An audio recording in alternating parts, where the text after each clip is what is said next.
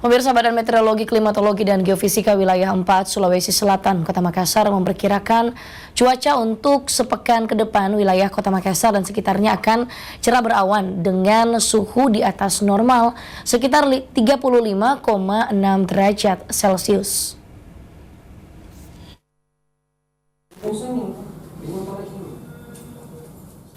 Masuki akhir bulan Oktober 2019, cuaca di Sulawesi Selatan khususnya Kota Makassar dan sekitarnya masih cerah berawan yang cenderung berada di suhu 35 derajat Celcius.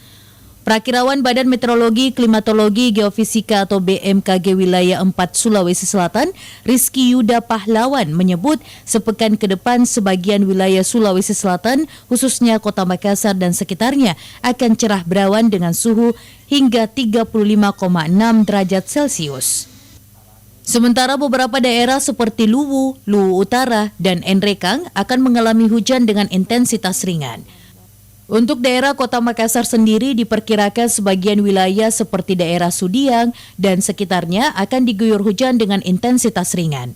Jadi untuk wilayah Makassar umumnya cerah berawan dan sebagian wilayah khususnya di wilayah Makassar bagian utara seperti wilayah Sudiang kemudian Bilingkanaya terdapat potensi hujan ringan. Yuda menambahkan terjadi pemunduran 1 dasarian terkait masuknya musim hujan di tahun 2019.